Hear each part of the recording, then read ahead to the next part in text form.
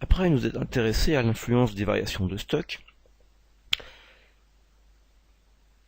sur l'écart sur résultat. Et bien maintenant, il nous reste à approfondir et à décomposer l'écart de marge sur coût préétabli, qui en fait est le principal écart nouveau lorsqu'on aborde l'écart sur résultat. Alors, cet écart sur marge du coût préétabli doit surtout avoir pour but de nous faire apparaître de quelle manière les commerciaux respectent les objectifs qui leur sont assignés. En fait, les commerciaux ont généralement 3 grands objectifs à respecter. Ils ont tout d'abord des objectifs en termes de quantité de produits à vendre. Ils ont également des objectifs de respect de prix pour ces produits. Et également, on leur assigne très souvent des objectifs en termes de structure entre les différentes ventes. C'est-à-dire qu'en fait, des proportions de vente des différents produits doivent être respectées, quel que soit le volume des ventes atteint.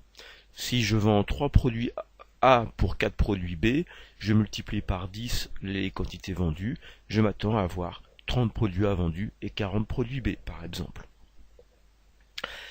Là aussi où notre difficulté vient se greffer, c'est que le nombre de sous-écarts décomposant l'écart sur marge va éventuellement être différent en fonction de 2 critères que l'on va rencontrer. Il y a un premier critère qui est celui de l'étendue de la gamme. On abordera ça dans quelques instants. Mais également un critère en termes d'homogénéité des produits vendus. Parce que peut-être serez-vous d'accord de dire avec moi que si le produit A et le produit B sont plutôt très très proches, sont très homogènes, eh bien un A et un B font peut-être 2 produits A. Ce qui faciliterait peut-être les calculs.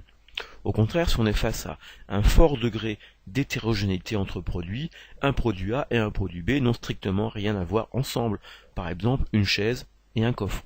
Là, je ne peux plus dire que une chaise et un coffre sont équivalents. Ça me complique un tout petit peu la vie, très certainement. Avant d'aller plus loin, peut-être Avant de poursuivre, regardons encore une fois l'écart sur marge sur coût préétabli et peut-être arrangeons un peu la formule. L'écart de marge sur coût préétabli, donc c'est notre différence entre une marge dite réelle et une marge budgétée. Ce qui peut s'écrire comme étant la différence pour la marge réelle du chiffre d'affaires réel moins le coût de production préétabli, auquel on retranche la marge budgétée qui s'écrit chiffre d'affaires budgété moins coût de production budgété. Je vais introduire maintenant quelques petites variables supplémentaires, en appelant P indice R le prix de vente unitaire réel, P indice B prix de vente unitaire à budgéter, C indice petit b coût de production unitaire à budgéter de notre produit. Et puis Q indice R et Q indice B, les quantités de produits réels dans le premier cas et budgétés dans le deuxième cas. Si je remplace, eh bien alors voilà à quoi ressemble notre écart sur marge.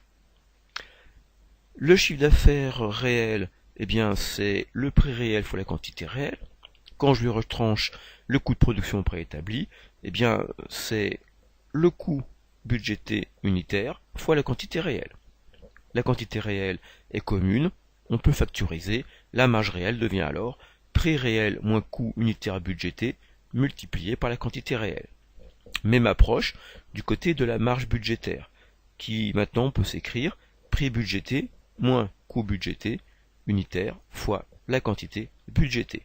Alors vous voyez ici ce que je vous disais dans les propos précédents commence à se réaliser. Le coût unitaire budgété est commun à nos deux parenthèses. La question qui va se poser, c'est si je suis face à une gamme de produits très peu étendue, ben peut-être que ces coûts budgétaires, quand je vais développer ma formule, vont être des éléments très marginaux et vont même peut-être disparaître du paysage. Là, je sens que j'ai deux grandes variables importantes à suivre, c'est le prix du produit, donc écart sur prix, et l'écart sur coût, certainement un écart sur coût qui va suivre. Et puis il y a le cas où la gamme va être une gamme étendue avec la sous-question: est-ce que j'ai un produit homogène ou hétérogène? Mais quoi qu'il en soit, là je vais être face à des quantités importantes de produits.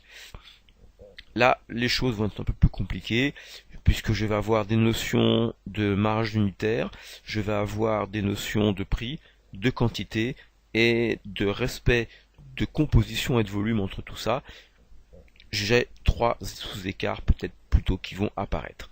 On verra ça un peu plus tard.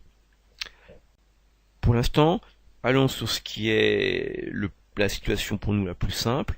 On va suivre l'activité commerciale pour une entité, une entreprise, qui a une gamme de produits réduite.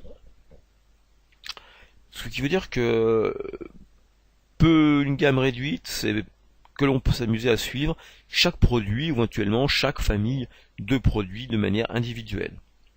Donc là, on retrouve une situation déjà plutôt assez commune. On dira, on va certainement être confronté à une décomposition sous écart avec tout d'abord un suivi plutôt monétaire, un écart sur prix, et puis un autre écart à suivre qui lui portera sur les volumes, un écart sur quantité. Et ça pour chaque produit de cette gamme réduite. L'écart sur prix, eh bien, je dirais mon écart sur prix, ça sera une différence entre marges, puisque là je partirai de l'idée que si mon prix a varié, eh bien je vais avoir sur la base d'un coût identique la marge réelle et la marge budgétée par produit qui sera différente. Et je multiplie tout ça par la quantité réelle. Ce qui peut alors s'écrire la chose suivante: prix réel moins coût budgété fois coût réel moins prix budgété moins coût budgété fois quantité réelle.